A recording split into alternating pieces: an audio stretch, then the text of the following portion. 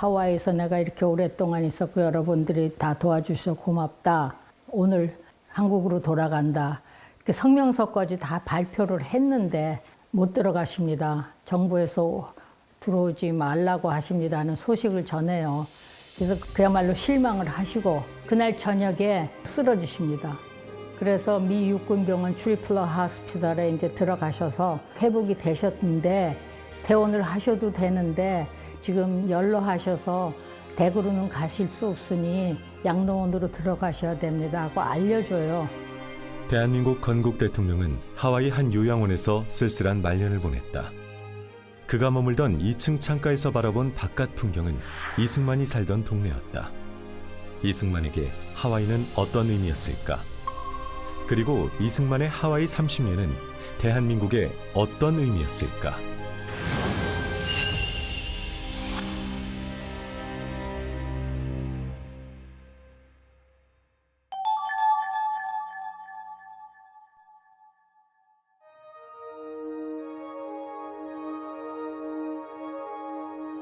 한 남자가 하와이 호놀룰루 항에 내렸다. 30살 반듯한 모습의 동양인. 1904년 처음 하와이에 도착한 이승만이다. 그해 8월 한성 감옥에서 추록한 이승만은 11월 29일 호놀룰루 항에 당도했다. 호놀룰루에서 머문 시간은 단 하루. 하와이엔 동포들이 있었다. 1903년 1월 13일 처음 사탕수수 노동자로 이민 온 한인 동포들. 그들은 하와이 전역 사탕수수 농장으로 흩어져 일을 하고 있었는데 하와이에 한 35개 농장이 있었는데 그중에서 가장 우리 한인들이 많이 모여 있었던 것이 에바 농장입니다. 1904년 11월 29일 밤에 처음으로 이승만이 와서 이곳을 방문을 해서 교회에서 한인들 200명이 모인 자리에서 연설을 했어요. 연설 내용에 대한 기록은 없지만 이승만이 어떤 이야기를 했을지 짐작가는 기록은 있다. 에바 한인 교회 분들이 그 이후에 한 3개월 정도 있다가 교회 지도자분들에게 찾아오셔서 약 300불의 헌금을 전달하셨다고 합니다. 그러면서 하시는 말씀이 우리에게도 교회당 건물을 좀 세워주셨으면 좋겠다고 부탁하셨다고 하는데요. 그러니까 농장 관리인이 깜짝 놀래죠. 이 사람들의 월급이 16불 정도밖에 안 될 텐데 어떻게 300불을 헌금을 해서 교회당을 세워달라 그러니까 감동을 해서 그 관리인이 농장 예산에서 1000불을 들여서 목조 건물을 건설을 합니다. 건축을 하고 그 한인들이 낸 돈은 내부를 장식했다. 그러니까 우리 한인 교회당이 자체 교회당, 물론 우리 돈으로 한인들의 돈으로 완전히 지은 것은 아니지만 그 어려운 형편에서 300불을 내면서 교회당을 지어달라는 그 제안을 했다는 그것이 3, 4개월 전에 이승만의 연설을 들은 사람들의 자발적인 행동이 아니었나 그렇게 추측할 수 있습니다. 왜냐하면 감옥에서 독립정신을 탈고하고 나오신 이승만이 교회가 자립을 해야 된다는 것과 나라가 자립을 하려면은 경제적으로 독립을 해야 한다는 걸 주장하지 않았나 그렇게 생각을 합니다. 에바 농장 연설에서 그가 남긴 키워드는 자립이었다. 단 하루 저녁 머물면서 자립과 독립의 정신을 강조해 지도자로 각인된 이승만.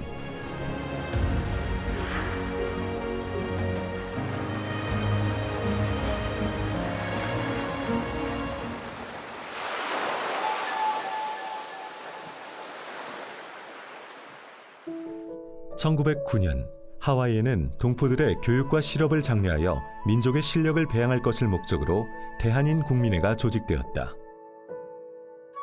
대한인 국민회뿐 아니라 신명 부인회, 부인교육회가 잇따라 설립돼 안중근 의사 재판 비용 모금 활동에도 참여했다. 백성이 무지해 나라를 잃었다고 믿은 동포들은 자녀 교육을 무엇보다 중시했고 한인 기숙학교도 설립하기에 이른다.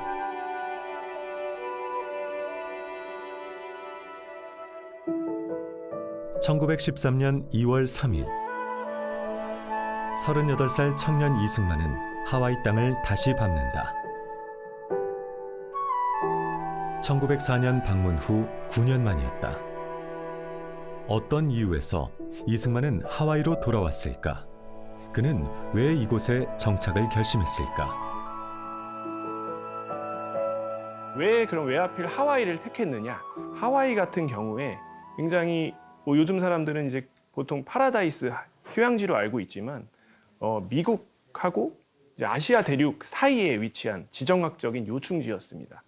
당시에 모든 항로 운송 수단은 증기선으로 진행이 됐는데 석탄을 한번 이제 채워서 가야 됩니다. 그래서 대한인들, 그러니까 한인들이 미국에 가게 되면 무조건 하와이에서 하루 정박하게 되어 있는 상황이었습니다. 1910년 당시의 인구를 살펴보면 4,500명이 하와이에서 있었는데 이것은 지금 미국 본토와 비교하면 10배가 많은 숫자입니다. 미국 본토에 있는 대한인들을 모두 다 합쳐도 465명으로 10분의 1 수준의 인구가 미국 본토에 있었습니다. 단순히 인구만 많았던 것이 아니고 하와이에는 이승만이 이미 1904년에 목도했듯이 개신교 네트워크를 중심으로 해서 한인들이 굉장히 조직적인 모습을 이미 구축을 하고 있었고 그런 우호적인 환경 속에서 이승만은 그럼 내가 꿈꾸는 독립구상을 이 땅에서 실현할 수 있겠구나라는 생각을 충분히 했을 것으로 생각할 수 있고요.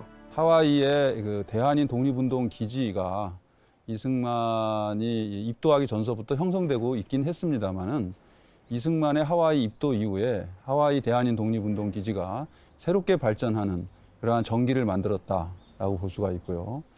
두 번째로 역시 그 하와이를 기반으로 많은 인재들을 양성을 했습니다. 그래서 교육을 통해서 독립 정신을 계속 심고 전달하는 역할을 했고요.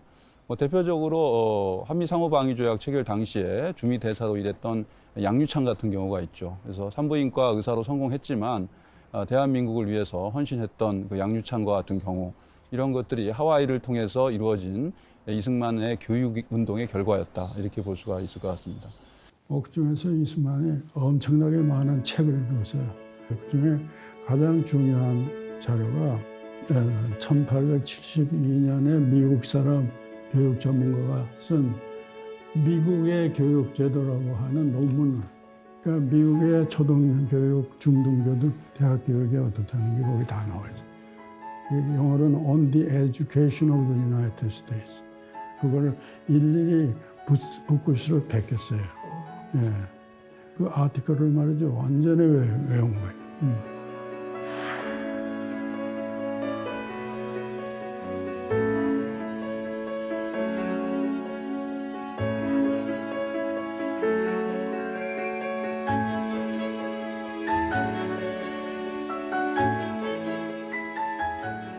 하와이 가서 이승만이 이 교육에 대해서 관심이 워낙 많고 그 교육을 어떻게 하는 게 좋겠다는 생각이 있기 때문에 하와이 와가지고 딴 일을 안 하고 학교 세우는 일을 했단 말이에요.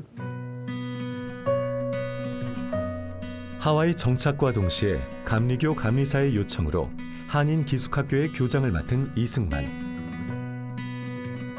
그는 하와이 한인 교육에 크나큰 전환점을 만들어내는데 1913년 가을 학기부터 제2대 교장으로 이승만 박사가 활동을 하시게 됩니다. 교장이 되시면서 학교 이름을 한인기숙학교에서 한인중앙학교로 바꿉니다. 왜냐? 한인교육의 중심이다. 중앙학교. 그리고 이름을 바꾸고 이름만 바꾼 게 아니라 이게 남학교였는데 남녀공학으로 바꿉니다.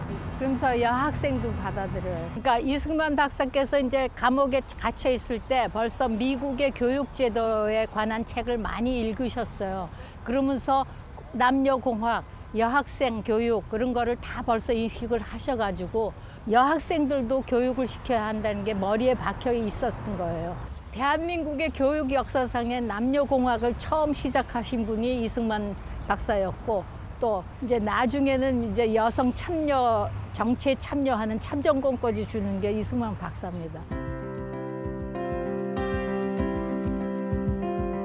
한인중앙학교의 전신 한인기숙학교는 남학생들만의 학교였기 때문에 당시 학교 내에 여학생 기숙사가 없었다. 이승만은 학교 근처에 집 한 채를 얻어 여학생들이 생활하며 학업을 이어가도록 했다. 하지만 뜻하지 않은 난관에 봉착하는데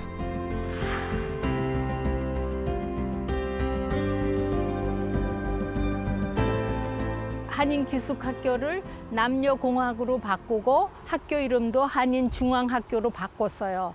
남학생들만 있던 기숙사였기 때문에 여학생 자리가 없었어요. 그래서 이제 여학생 기숙사를 학교 옆에 집을 하나 빌려서 여학생을 기숙사로 사용을 했는데 여학생이 자꾸 늘어나니까 그 집이 비좁아진 거예요. 그래서 여학생 기숙사를 또 하나 짓자 그래가지고 이승만 박사가 이 길에다가 땅을 하나 사가지고 여학생 기숙사를 졌어요. 그래서 학생들이 여기서 살면서 한인중앙학원에 다녔는데 그 거리가 멀었기 때문에 여학생들이 걸어 다니기가 힘들어서 이제 고민을 하시는 거예요. 이승만 박사가. 이렇게 애들이 통학하기가 힘들다. 그러니까 차라리 그러면은 여학교를 따로 짓고 기숙사하고 여학교가 같이 있는 거를 시작을 하는 게 좋지 않겠냐 해서 이제 우리 교민들하고 의논을 하신 거죠. 그러니까 교민들도 그렇게 해서 그럼 여학원을 짓자 그래가지고 캠퍼스를 짓고 기숙사를 하나 짓고 그래서 잘 운영이 됐어요. 그게 1915년 가을 학기부터 시작을 해서 잘 운영이 됐어요. 그런데다 이제 그 학교에 대해서 영자신문에서도 그러고 막 이제 학교를 홍보를 해주고 학교가 운영이 잘 되니까 남학생 학부형들이 우리 남학생도 거기에 받아달라고 또 요청을 하니까 1918년 봄학기에 남학생을 받아들여요. 그래서 여학교가 이제 남녀공학으로 또 변해지는 거예요. 그러고 보니까 학교 이름은 한인여학원인데 남학생이 들어왔으니까 남녀공학으로 바꿔서 이름을 한인기독학원으로 바꿨습니다. 그러고 나니까 남학생들 기숙사도 또 져야 되고 그러니까 여기에는 땅이 이렇게 좀 가파라서 질 수가 없어서 이 땅을 이제 여기서 철거를 하고 그래서 그 이제 알리올란이라는 그 학교 그때 그 학교도 마침 문을 닫았던 학교인데 거기를 이제 수소문을 해서 거기를 빌려서 이사를 가고 1918년 한인 기독학원이 설립된다. 아직 알리올란이 학교 현판을 떼지도 못한 채 한인 기독학원의 역사가 시작되었다. 한인 기독학원은 교육열이 유독 강했던 한인들의 열의와 교사들의 헌신, 무엇보다 이승만의 추진력이 있었기에 가능했다. 100년 전 부지 그대로 알리올란이는 초등학교로 운영되고 있다. 여름방학이 시작돼 한적하고 조용한 교사. 이곳의 역사도 조용히 흐르고 있었다. 우연히 교장 선생님을 만난 일행. 알리올란이의 역사가 새겨진 곳이 있다고 한다. So we can go to the... 한인 기독학원 100주년을 기념한 동판이다. So since we put this in 2018, tell me about what do you do with this? Whether you introduce your students at the beginning of semester? Yeah, so I'm the new principal here. So what I want to do is have all our students understand the history of the school, and so we can have this. The last couple of years were hard just because of COVID. Yeah, that's right. But this coming year, what we want to do is have them have a good understanding of the history of our school, the history behind the Korean Christian Institute and what role they played in our school. That's good. Just so the kids have Great. a good understanding of the tradition and the history of the school. So actually, this is a very historic site, the Korean immigrant in Hawaii. Actually, so it's important place.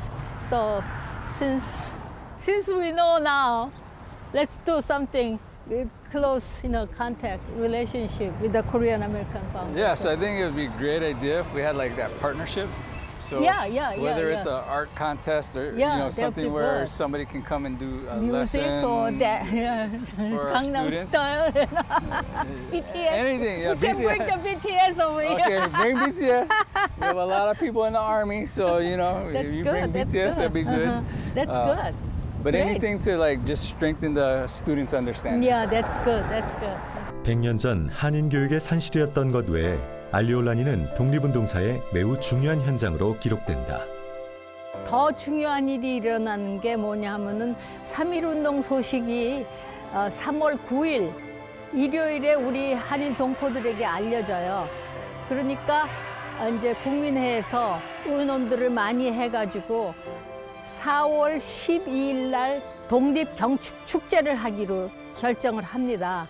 그래가지고 그것을 시립공원, 바닷가 카피올라니 공원에서 하려고 시장한테 찾아가서 경축을 하려고 그럽니다. 그러니까 시장이 NO. 왜냐하면은 2% 안 되는 한인들이 독립운동 했다고 여기서 경축하고 그러면은 민족 갈등이 일어날까 봐 걱정을 해서 안 된다고. 그러니까 또 이 대표들이 시의원을 찾아가요. 근데 시의원들도 마찬가지로 노를 하니까 이분들이 생각하기를 오케이, 그러면 한인 기독하고는 우리 프라이빗 우리 한인들의 소유, 소유는 아니지만 학교니까 거기서 하자. 그래서 4월 12일에 여기 경축제가 여기서 열리는 겁니다. 800여 명이 참여를 해가지고 아침에는 식을 하고 오후에는 씨름도 하고 하여튼 그런 거를 많이 해서 영자 신문에도 크게 나고 우리 국민보에도 크게 나는데 그때 찍은 그 경축식 이 바로 저 나무 밑에 이렇게 단을 세워놓고 이제 태극기도 있는 사진도 있고 그래서 거기서 경축제를 하고 이제 오후에는 여기서 이제 그야말로 축제를 벌리고 그렇게 했어요. 근데 호놀룰루에서만 있었던 게 아니라 호놀룰루에 참석하지 못했던 사람들을 위해서 우리 와이알로아 농장에서도 있었고 빅아일랜드의 호노카라는 농장에서도 있었고 또 다른 여러 군데서 다 똑같이 4월 12일에 독립경축, 대한독립경축제를 지냈습니다. 이게 아주 중요한 사건 중에. 그래서 이렇게 제가 찾아본 결과로는 3.1 운동을 한 것을 경축, 대한이라는 나라가 독립이 된 것으로 경축을 한 것은 하와이밖에 없어요. 그래서 아주 이렇게 역사적인 경축제라고 그렇게 말씀드릴 게 있겠습니다. 그때 마침 이승만 박사는 파리 강화회를 가려고 동부에 가 있었어요. 그리고 그때 마침 또 필라델피아에서 그러니까 First Korean Congress라고 그래가지고 한인 대의회를 열었습니다. 그것을 열고 있는 소식을 듣고 거기다가 이제 우리가 이렇게 경축을 하고 앞으로 운동을 계속하도록 우리가 협조를 하겠습니다 하는 그런 축전을 보내고 그러니까 한인들이 딱 대표들이 거기서 모여서 했어요. 그리고 결국은 파리 강화회는 참석을 못 하셨지만 그때부터 이제 미주 사회에다가 우리 한인의 독립 운동이라든가 이런 거를 이제 홍보를 하기 시작하시는 그 계기가 되는 겁니다.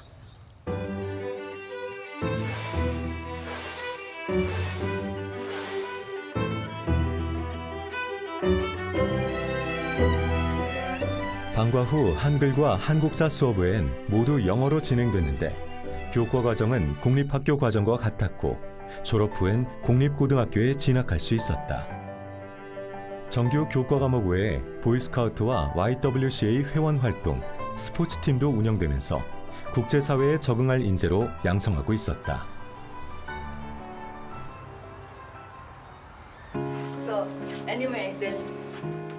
이승만은 하와이 주류 사회에서도 지도자로 통했다.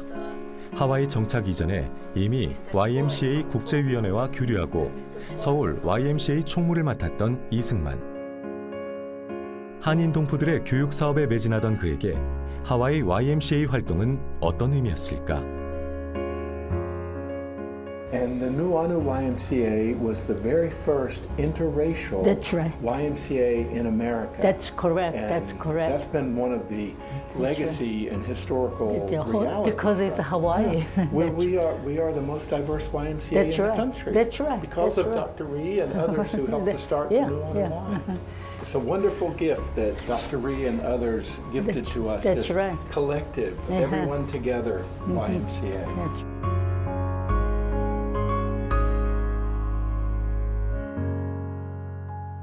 그러니까 이승만 박사께서 1910년에 박사학위를 받으시고 한국에 돌아가서 벌써 서울 YMCA에서 일을 하셨기 때문에 하와이 왔을 때도 자연적으로 그걸 결성을 하게 됐고, 이거는 1914년에 처음으로 미국 모체인 YMCA 안에 일부로 들어간 것이 이게 그러니까 주류 사회에 들어간 게 되는 거죠. 우리 한인들은 하와이 전체 인구의 2%를 넘어본 적이 없어요. 그렇게 숫자적으로는 아주 소수 민족이지만 우리 지도자들이 있었기 때문에 동등하게 활동을 할 수 있었죠. 숫자적으로는 적더라도 동등하게 활동을 할 수 있었죠. 물론 하와이라는 사회가 다민족 사회이기 때문에 누구를 경시하다가 깔보거나 그런 게 아니고 다 같이 모여서 일을 하는데, 이제 우리도 소수민족이긴 하지만 우리도 떳떳하게 사회 일원으로 활동을 했던 것이죠. 호놀룰루 시내에서 동북쪽으로 향하는 리케리케 하이웨이. 그 길을 따라가다 보면 칼리히 주택단지가 나온다.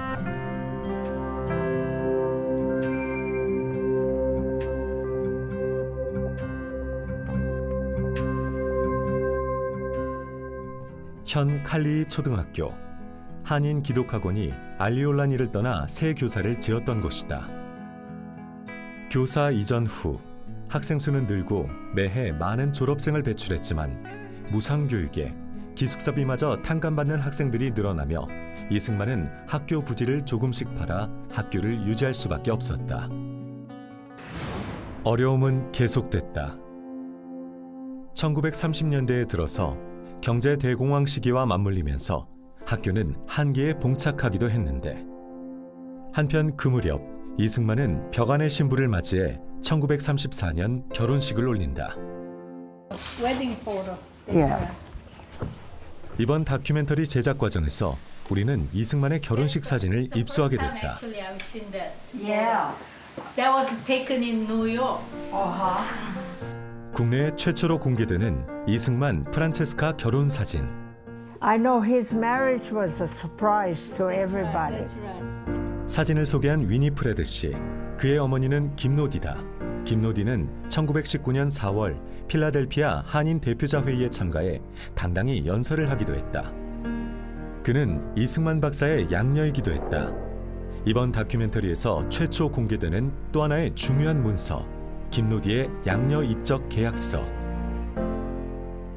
훈장증 고 김노디.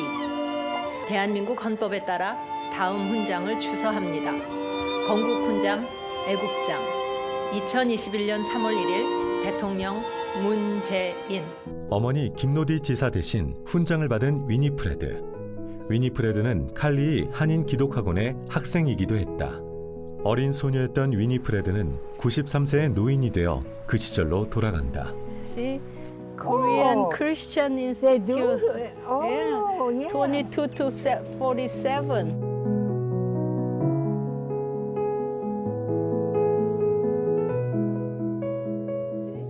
So now tell me where the school building was. I have no idea. Because I know.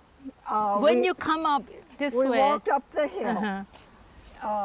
and was there a dormitory that side? No, when we walked up the hill, then there was a girls' dormitory. Dormitory here. Yeah, and then over there was where we all went to eat. Dining hall. The dining hall, and then down was the boys' dormitory. Oh, I see. So down that side dormitory. Yeah. Yeah. Okay. And then it was sort of down the hill where it was the boys' dormitory. But there were two buildings. See, there was the dining hall, and then there was the school. The classroom. So Classroom. dining hall and classroom Yeah, that side. classroom. Yeah, yeah, yeah. 땅은 정비되고 새 건물이 들어섰지만 80여 년 만에 다시 찾아온 칼리히의 한인 기독학원 곳곳을 위니프레드는 생생히 기억하고 있었다. 그의 어머니 김노디는 한인 기독학원의 교장이기도 했다. 위니프레드는 그의 어머니를 일하느라 늘 바빴던 분으로 기억한다. There was nothing. Nothing. It was just even mountain. 20 years ago, it wasn't up there.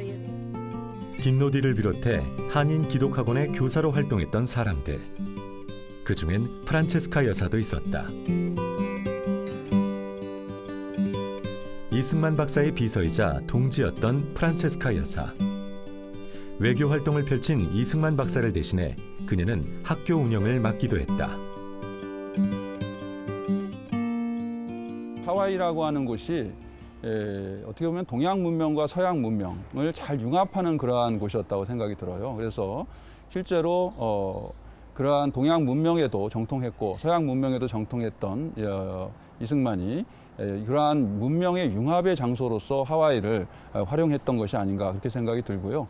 대표적으로 지금도 명문대학이라고 꼽히는 인하대학교가 인천 플러스 하와이라는 이름으로서 오늘까지도 그렇게 명성을 이어가고 있는 게 아닌가 그런 생각을 합니다. 한인 기독학원에서 잉태된 교육강국의 꿈은 고국에서 꽃을 피운다. 1947년 문을 닫은 한인 기독학원 부지를 판 15만 달러가 인하 공과대학 설립의 종잣돈이 되었다.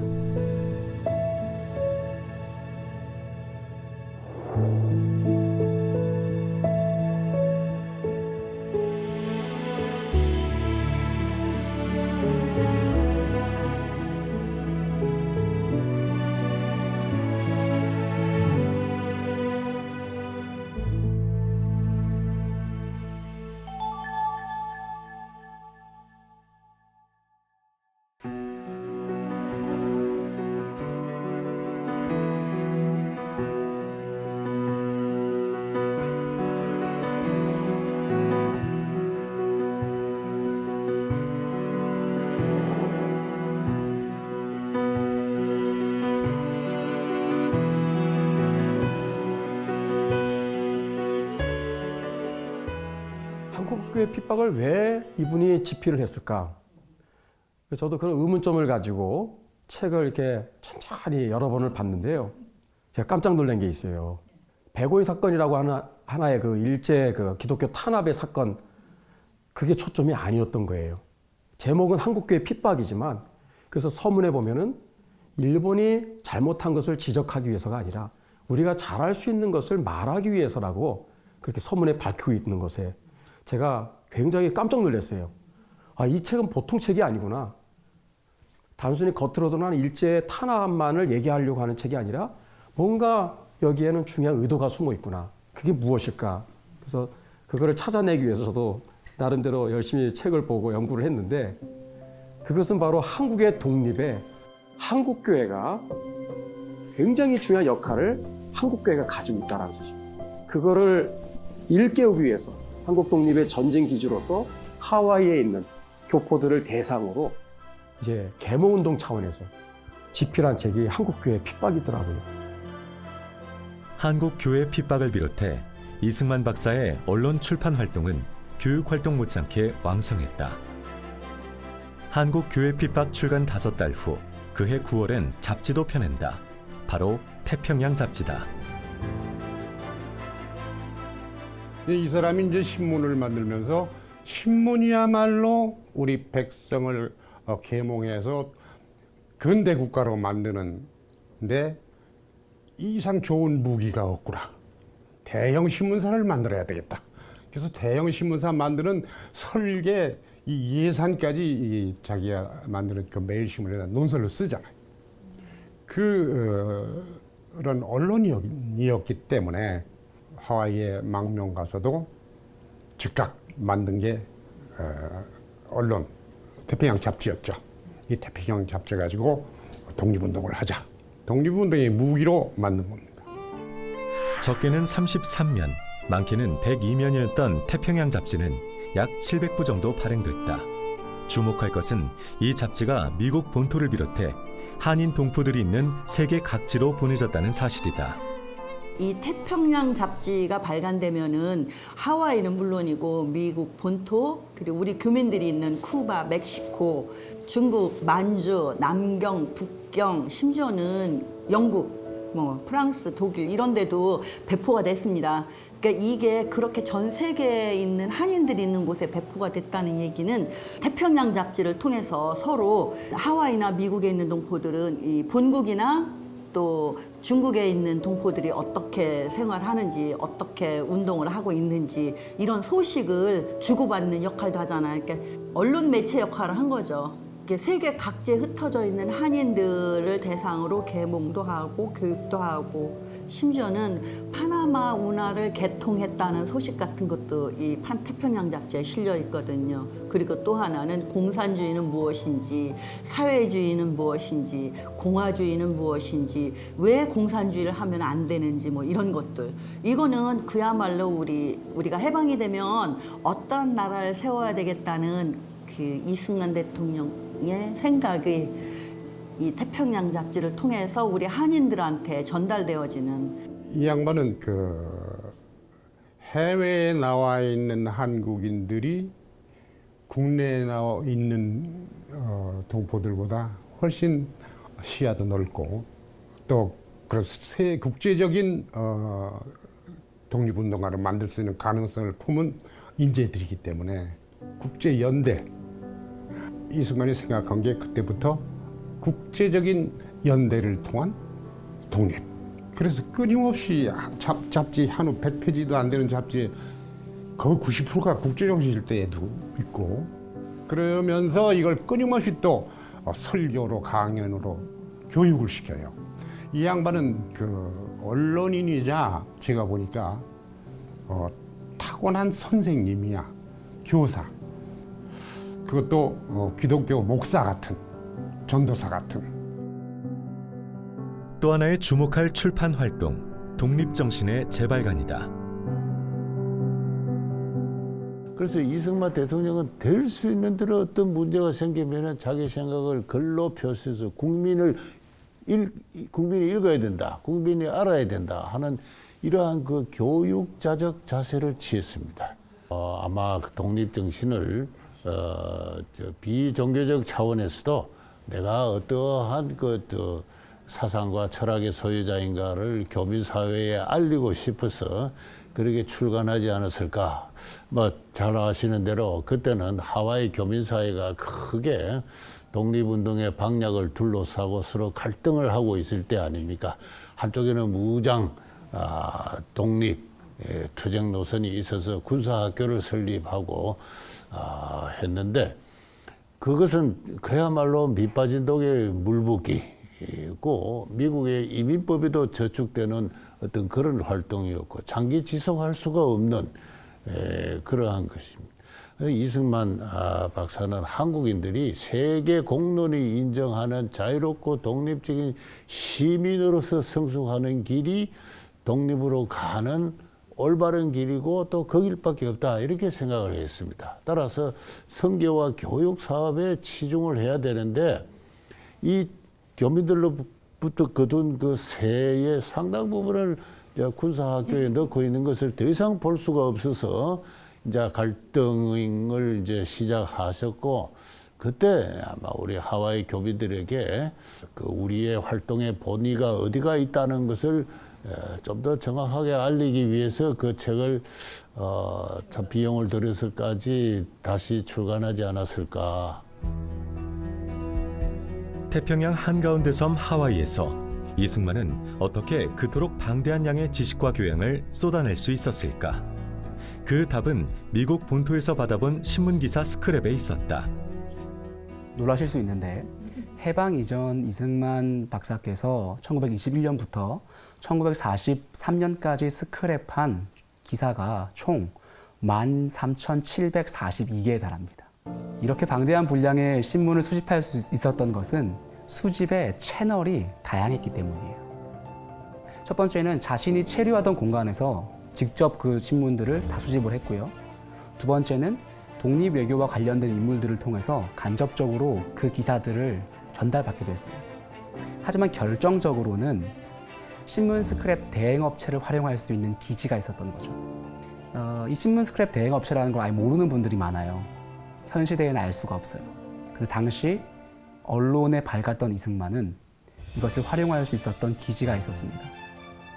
그래서 그 키워드를 코리아로 설정해서 수집을 의뢰했고 그 업체에서는 제목이나 본문에서 코리아가 언급된 기사들을 모두 모아서 발송해 주었습니다. 수집된 기사의 내용은 시기마다 좀 차이가 존재하긴 하지만요. 크게 3가지 정도로 대별이 됩니다. 첫 번째는 국제정치적 사건 및 국제정세를 담은 내용. 두 번째는 국제 시민사회, 특히 미국 사회 또는 하와이 사회 여론의 동향과 관련된 기사고요. 세 번째 마지막으로는 역시 코리아와 관련된 기사와 이승만 본인의 외교 활동에 관해 보도된 기사였습니다. 이승만은 바로 이러한 기사들을 탐독해서 자신의 외교 독립 활동에 여러 형태로 활용했던 것이죠. 이승만은 기록광으로도 유명하다. 일상의 세세한 기록을 남기는 것은 물론 여행 중 받은 영수증 하나까지도 곱게 간직하고 있을 정도였다는데 그 자료들은 이승만 연구뿐 아니라 1900년대 초반에 국내외 정세와 사회상을 연구하는 데 중요한 단초가 되고 있다. 우남은 기록의 대가이죠. 그래서 자신의 정치 외교 활동에 대한 기록물들을 매우 많이 남겨놨습니다. 심지어 독립외교 활동을 하면서 잠깐 머물렀던 커피집에 영수증까지. 그 기록의 대가가 남겨놓은 기록물들이 연구되지 않은 정도가 아니라 정리조차 되지 않아서 존재도 모르는 문서가 굉장히 많았습니다. 그분이 나눴던 그 회계 수첩 같은 거를 보면은요, 기가 막힙니다. 뭐 단돈 1전이라도 어디다 썼다는 걸 전부 기록을 해 놓으셨는데 이제 불행하게도 한 곳만 남아 있어서 1920년도 중간에 있는 그것만 남아 있어서 그나마도 그분이 어떻게 활동을 했다, 어디다 돈을 썼다, 뭐 머리를 얼마 주고 깎았다, 뭐 이런 지팡이를 어떻게 얼마 주고 고쳤다 하는 이런 얘기까지 다 이제 기록이 남아 있고요. 그분이 이렇게 다 남겨 놓으셨기 때문에 우리가 그분의 행적을 찾아보는데 또 일지도 남겨 놓으시고 그래서 그나마 찾아볼 수 있는 우리가 기록들을 거기서 다 얻을 수 있지 않나 그렇게 생각을 합니다.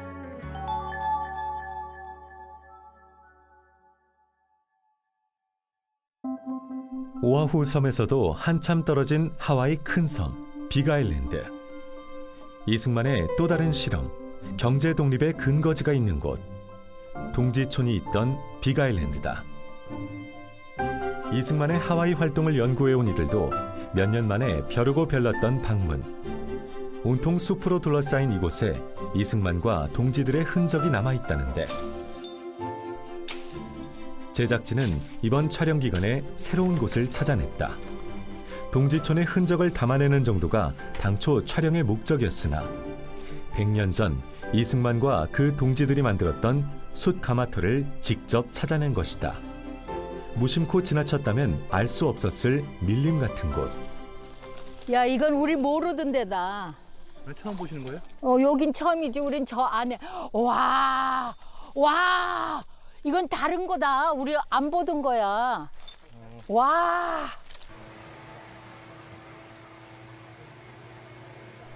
울창한 숲에 가려진 놀라운 현장. 100년 전 조성된 숯가마터다. 이것도 다행스럽게 이분들이 이 집을 지면서 선로를 보고 그리고 또 동네 애들이 와서 놀면서 여기에 벙커가 있다고 가르쳐줘서 이런 게 있는 거를 알았는데 자기네는 들어와 보지는 않았지만 벙커가 있다고 애들이 얘기를 한 거는 들은 적이 있대요. 그러니까 이 근처에 이게 몇 개가 더 있는지 우리는 모르는 거죠. 그러니까 어쨌든 이번에 이 다큐멘터리를 만들면서 이 규모가 그렇게 하나가 있고 그런 게 아니라는 걸 지금 우리가 알게 된 거예요. 이승만은 사탕수수 농장 일을 더 이상 하기 힘든 나이든 동포들을 구제하고 경제적 자립을 도모하기 위해 동지촌을 만들었다. 조성 당시 오희화숲 968에이커에 달하는 규모였다는 동지촌. 드디어 5년 만에 드디어.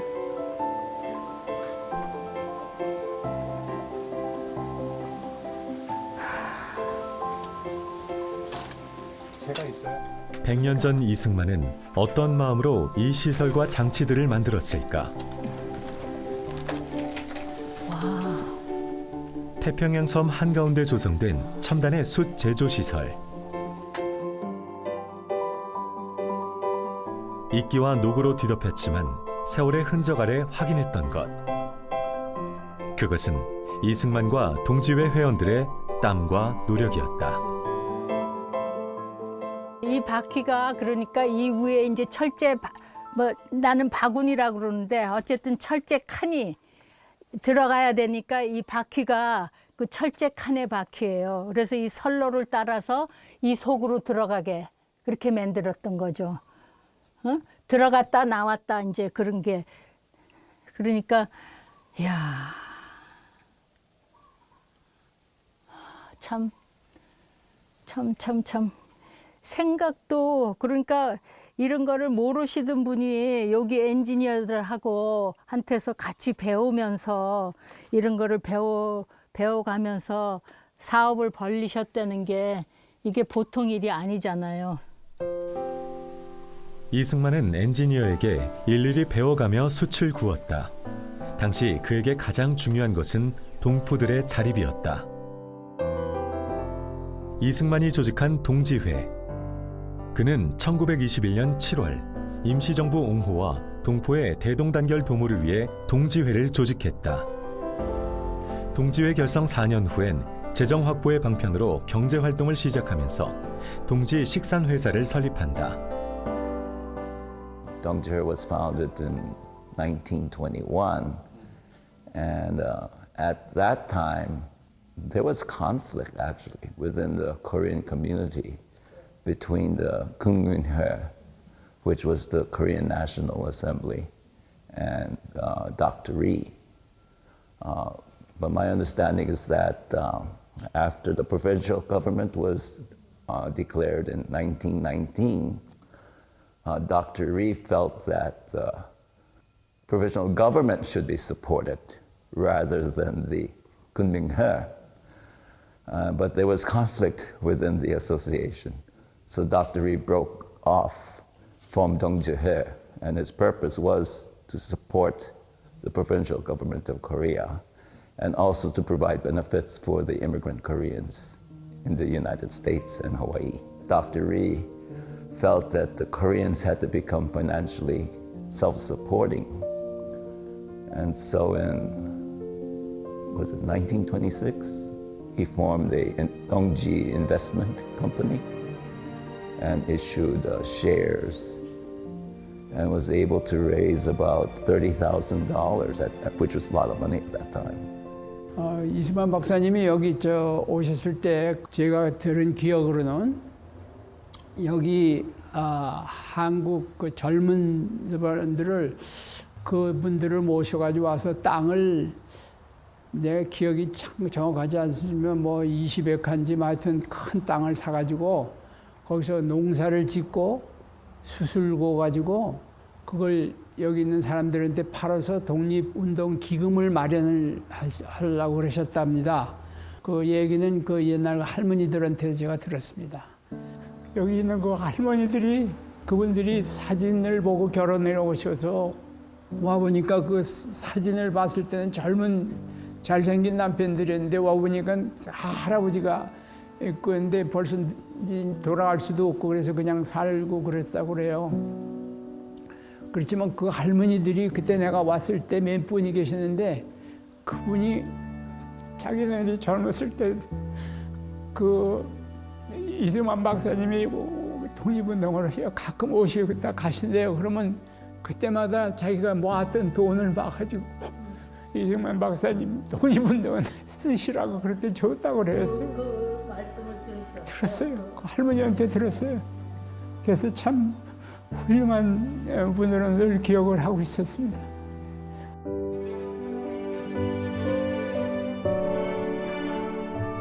골프장 6개 크기의 대단지.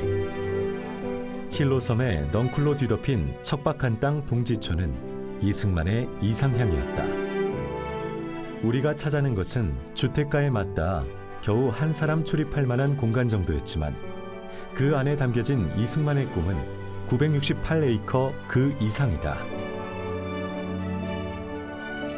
사탕수수 농장에서 은퇴할 나이가 된 한인들은 점차 경제력을 잃어가고 있었다.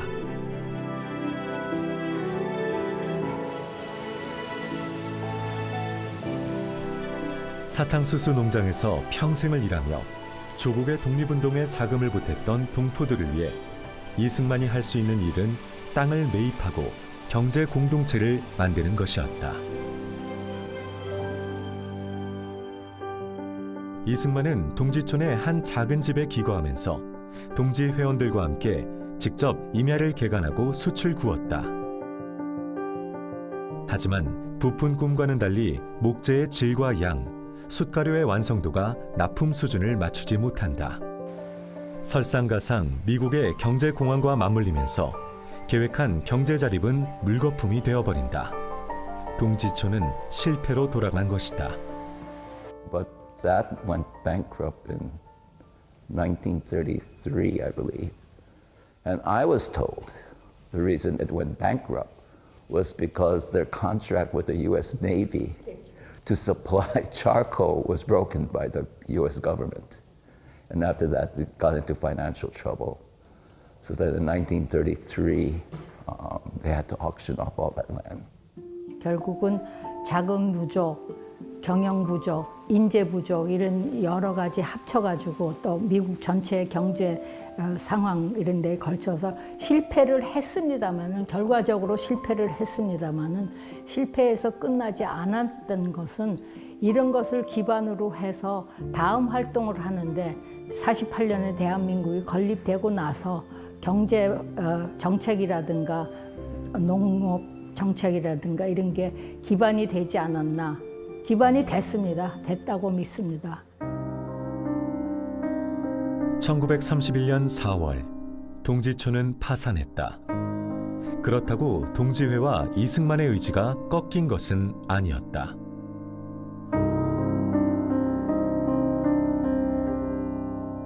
Dongjihui probably has about 50 members. Among those 50 members, about 10 are very active. And our focus is on history and education for the Korean youth in Hawaii. So this year we are providing 8 scholarships at $2,000 per person, and we have maintained that type or more in the past years. Very dependent on our investments in the market and how they do. No particular subject. But this year, we implemented a question where it talks about understanding Dr. Syngman Rhee and how Dr. Syngman Rhee's philosophy, activities may have influenced how you think or you may be thinking in the future. 처음 숫가마터가 1978년에 이게 그 세상에 드러났거든요. 한 30년 이상 누구도 거기에 관심을 갖거나 발굴해 이걸 보존하겠다고 생각하는 사람이 없었어요. 참 안타깝더라고요. 갈 때마다 매년 갈 때마다 조금씩 달라지더라고 이게 산화돼서 이렇게 철이 녹아내리고 하는 걸 보면은. 그래서 이번에는 또 입지 조건도 굉장히 좋고 하니까 우리가 이것을 구매를 하긴 했는데 갈 길이 멀죠. 이 가마터가 그냥 이승만 박사의 독립운동 유적지이면서도 하와이에 있는 동포들의 그 피와 땀이 같이 여기 얽혀 있는 거잖아요. 그러니까 하와이 이민 1세대들의 독립운동, 그러니까 조국 독립을 위한 그 희생의 발자취이기도 하고, 그러니까 하와이 교민들한테도 굉장히 중요한 역사적 그 유물이면서 우리 대한민국의 또 굉장히 중요한 독립운동의 발자취니까 이거는 뭐 어느 개인이 할 수 있는 일이 아니니까 정부 차원에서 들어서서 이거를 잘 좀 해줬으면 하는 바람입니다.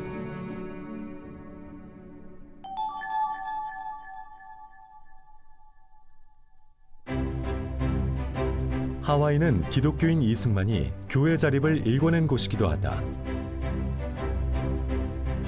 하와이에서 만난 광화문 문루 한인 기독교회.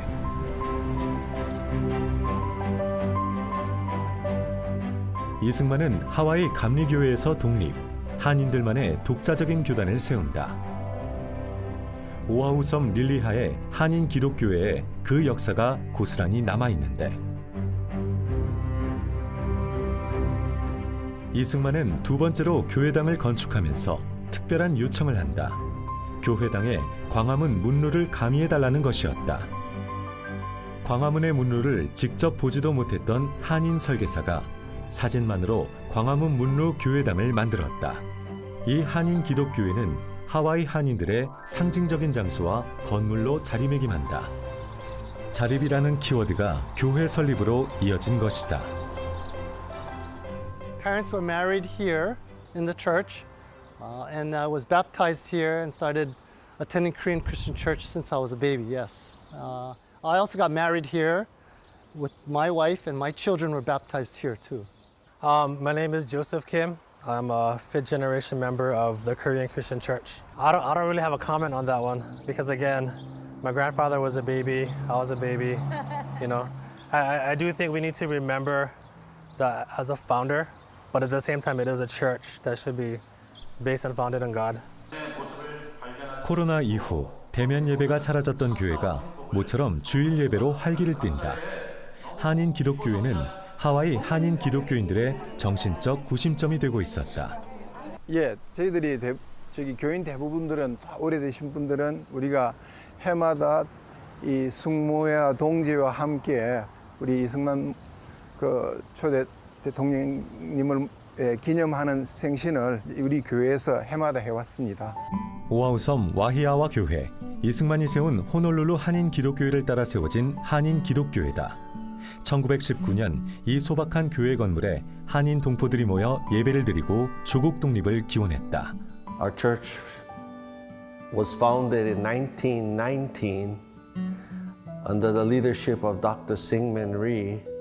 He had already started the Liliha Korean Christian Church, then started Wahiwa Korean Christian Church in 1919.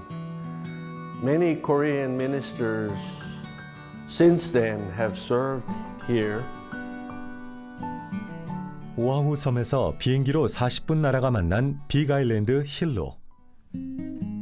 호놀룰루뿐 아니라 빅아일랜드에도 이승만의 교회 자립의 흔적이 남아있다. 힐로 한인 기독교회를 찾은 제작진. 한인 동포들이 있는 곳엔 이승만이 있었고 교회가 세워졌다. 이승만은 조국이 기독교 정신으로 무장해야 한다는 신념을 가지고 있었다. 기독교 정신이란 평등과 독립 정신이 그 근간이기 때문이다. 저희 교회는 1919년에 이승만 박사에 의해서 교회가 세워진 교회로 알려져 있습니다. 저희 교회는 멤버라고 하면 아이들까지 다 합쳐야 40명 정도입니다. 그러니까 어른을 그 숫자를 보면 한 30명 정도밖에 되지 않는 교회지만은, 그러나 이제는 그래도 교인들이 여태 우리가 받은 그러한 은혜, 사랑들을 이제는 더 많이 나누자, 그러한 나누는 교회로 우리가 탈바꿈 하는 그러한 과정을 겪고 있습니다. 몇 년 전에 100주년 기념 예배를 우리가 감격적으로 드릴 수 있는 그러한 시간이 되었습니다. 이승만이 100년 전 하와이 곳곳에 설립한 교회는 그의 신념과 함께 성장해왔다. 이승만의 신념은 기독교 정신, 그리고 독립 정신이었다. 제일 중요한 건 저는 독립 정신이라고 생각을 하거든요. 이 독립 정신이라는 거는 이제 이승만의 저서의 제목이기도 합니다. 근데 이 독립 정신 단순히 뭐 독립을 하자 이런 얘기도 있지만 중요한 것은 개신교 신앙에서 이 독립 정신의 근원을 찾았다는 것입니다. 신학 월보에 그러한 생각들이 정확하게 명시가 되어 있고 독립 정신 같은 그 저서를 통해서 개신교와 독립 정신의 그 관계를 얘기를 했는데 하와이는 그러한 독립 정신을 가지고 있는 대한인들이 많이 거주하고 있었기 때문에 이곳을 이승만 대통령이 본인의 독립 구상을 실현할 수 있는 적합한 곳이라고 생각을 했을 거라고 저는 그렇게 연구를 하고 있습니다. 저는 제가 하와이에 정착한 50년 전에 1972년을 떠올려 봅니다. 다민족 사회라고 해도 이민자는 이방인이 마련이고 저를 비롯한 하와이 한인들도 정착 초기엔 엄청난 고생들을 해야 했죠. 그래서 전 100여 년 전 하와이 땅에 오신 이승만 박사의 입장에서 그분은 어떠셨을까 생각해 봅니다.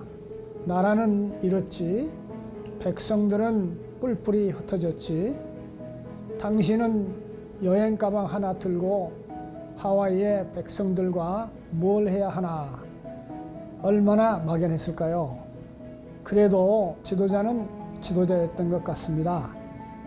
이영만리 타국 땅에서도 건국 후 대한민국을 위해 플랜을 짜고 동포들을 규합하고 이러셨다는 걸 생각하면 어떻게 믿고 따르지 않을 수 있었을까요?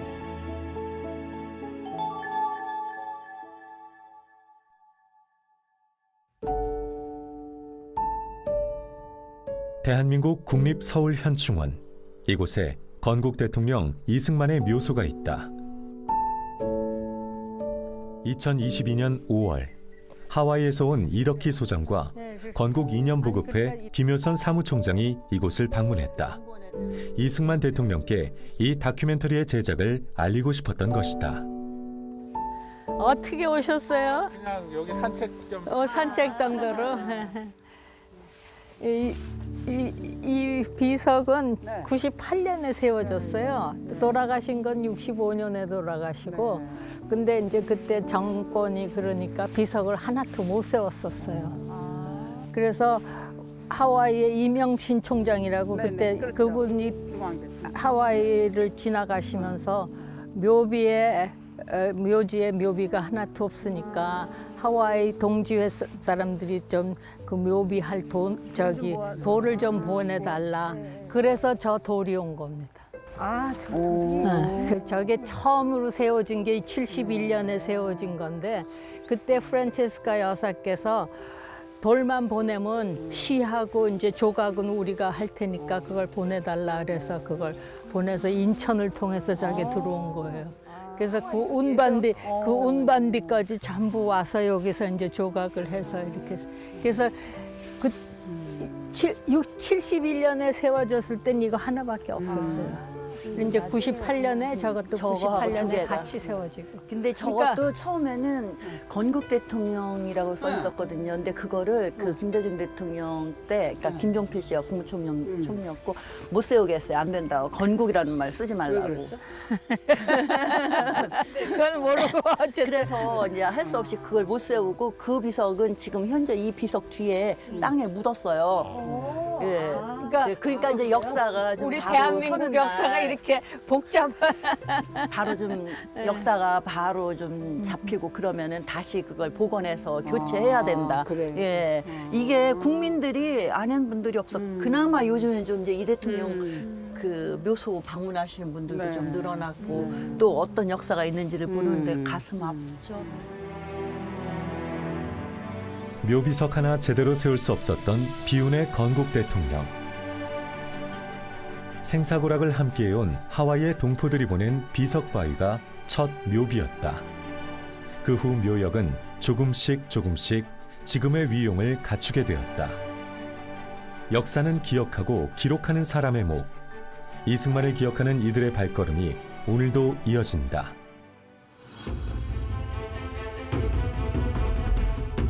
(1960년) 4.19 혁명 후 이승만은 대통령의 자리에서 물러난다. 그원하는 대통령 직은 사임할 것이며, 둘째는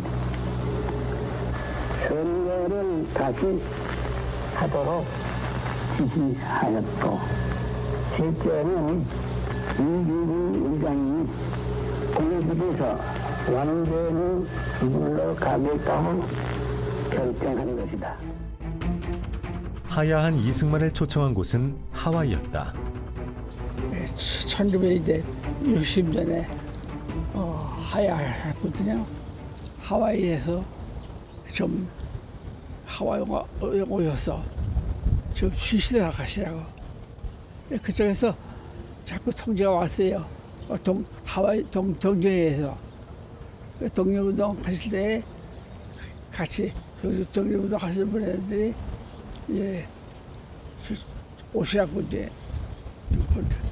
그래서 그것이 이제 5월 말이에요. 그래서 이제 그 길어야 한 석 달 정도 가셨던 거. 처음엔 길어야 석 달이거니 했다. 하지만 이승만 부부의 하와이 체류는 한없이 길어져만 갔다. 하와이로 날아온 양자 이인수는 이승만 박사 내외의 귀국을 함께 준비한다. 고국으로 돌아갈 수 있다는 기대감에 부풀어 썼던 담화문엔 그 당시 심정과 입장이 잘 정리돼 있다.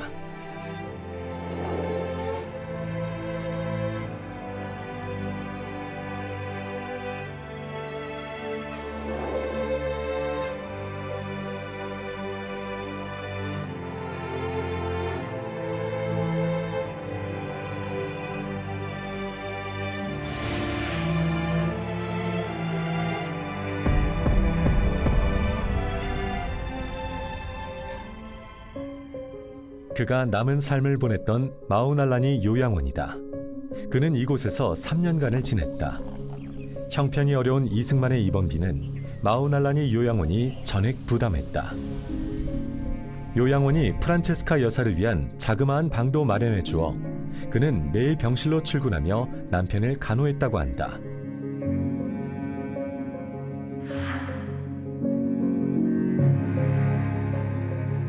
하와이에서 또 5년을 보내시게 되잖아요.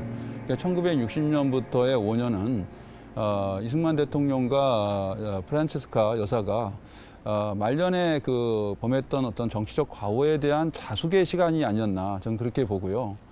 4.19 정신을 인정하고 그리고 그러나 결국은 4.19를 부정했던 5.16 세력으로부터 초대받지 못하면서 외롭게 결국은 최후를 하와이에서 맞이할 수밖에 없었다는 것은 어떻게 보면은 그때 그냥 귀국할 수도 있었음에도 불구하고 너무나 조국을 사랑했기 때문에 조국으로 돌아오지 않은 그러한 선택을 한 것이 아니었나 저는 그렇게 보고 있습니다.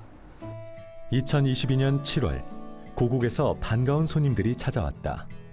대한민국 국가보훈처장이 마우날라니 요양원을 방문한 것이다.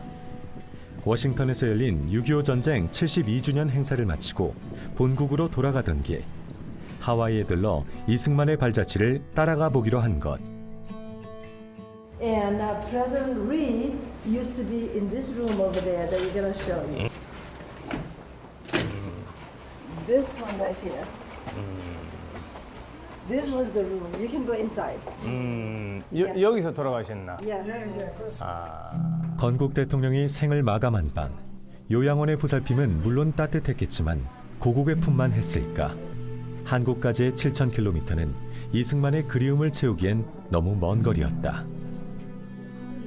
매일매일 아마 이 바다를 보면서 태평양을 보면서 언제 또 며칠 후면 내가 다시 고국으로 돌아갈 수 있을까 이렇게 기다리다가 끝내 마지막 그 소원을 이루지 못하고 여기서 눈을 감았는데 한 인간으로서 저는 상당히 그 짠한 그런 느낌을 가지고 있습니다. 이제 뭐 역사가 지금 100년도 지났지만 저희들이 좀 이승만 건국 대통령을 다시 기억하고 또 존중한다는 차원에서라도 좀 제대로 그런 어떤 예우할 수 있는 준비를 좀 늦었지만 좀 제대로 할 필요가 있다라는 생각을 합니다. 우리에겐 건국 대통령이 고국의 뼈를 묻을 수 없을 뻔한 기가 막힌 역사도 있었다. 당시 정부가 국립묘지 안장 요청에 답을 주지 않았기 때문이다. 하와이에서 모자는 이제 이승만 박사 돌아가시는데 어떻게 할 것이냐. 그러니까 어떤 사람들은 우리 여기 하와이에 얼마든지 묘지가 있으니까 하와이에 하자. 고향을 항상 하셨으니까 이제 한국에 해야 되지 않냐. 근데 그 결정이 어떻게 되냐면 어머님이 하셨어요. 내가 남편한테 약속한 것이 있다. 나의 남편이 나한테 내가 죽고 나랑 내 뼈를 한국에 묻어라. 그걸 나한테 맹세하라고 그러셨어요. 그 나는 남편한테 약속을 한 것이 한국에 묻어야 된다는 것을 약속했다. 그러니까 한국에 어떤 묻어야 돼.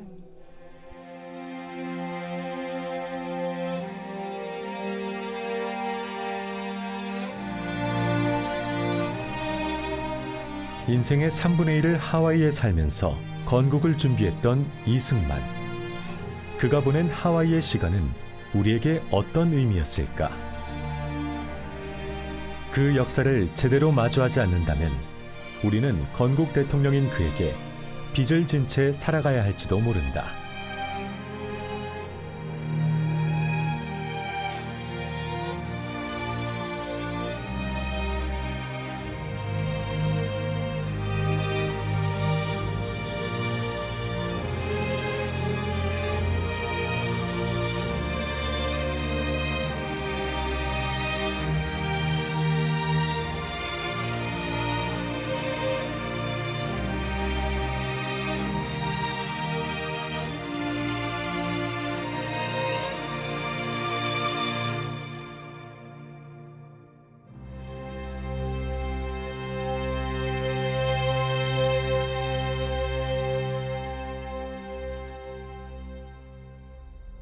그 하와이에서의 시간은 이 열쇠가 되는 어떤 독립의 문을 여는 열쇠가 되는 키 네이션으로서의 기능.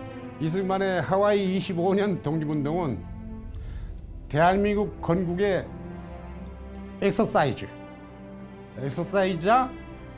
하와이에서 한 그대로 주장한 대로 실천한 그대로 대한민국을 건국했습니다. 하와이 25년은 작은 대한민국이다. 교회 건립 활동, 교육기관 설립, 건국의 기초 작업을 탄탄하게 했던 곳. 외교 활동의 전방 기지가 워싱턴이었다면 외교 활동의 후방 기지는 하와이였죠.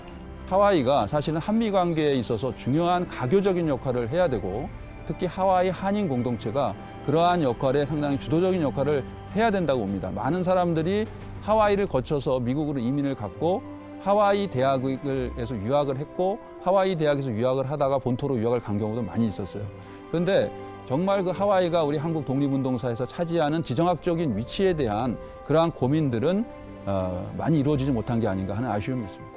이승만 박사가 하와이에서 25년 동안 이끌어간 활동은 흔히 우리가 말하는 또는 우리가 알고 있는 독립운동과는 차원이 다릅니다.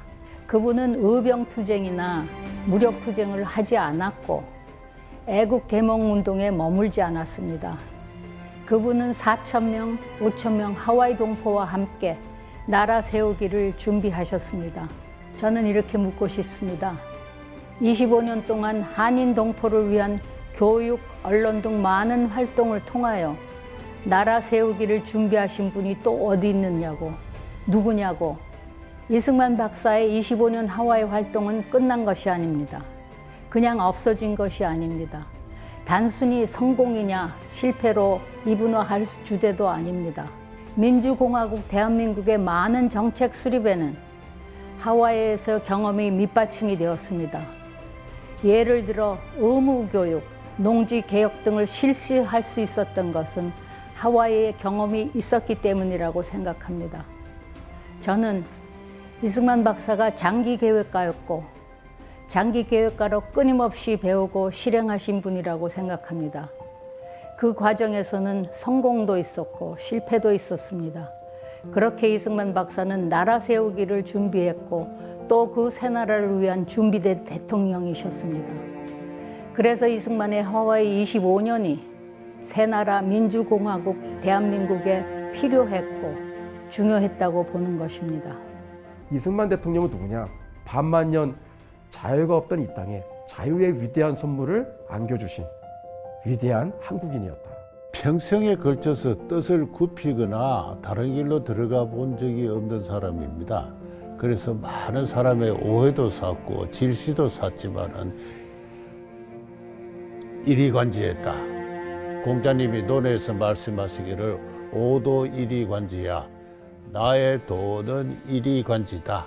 하나로서 처음과 끝을 관통한다 했을 때 전통 유학자로서 출발한 이승만은 그 유학의 정신에 투철하여서 그가 결국 근대 학문과 기독교를 개종 이후에도 오도 이리관지 했다는 점에서는 전통과 외래 문명이 훌륭하게 결합해서 탄생시킨 참 위대한 한 사상가와 정치가를 이승만에서 본다. 모택동의 그 평가에서 07과삼이다. 과가 비록 30이 있지만 역사적 공이 70이다라고 해서 지금 중국 국민들은 모택동을 다 존경을 사실은 하고 있어요, 대부분이.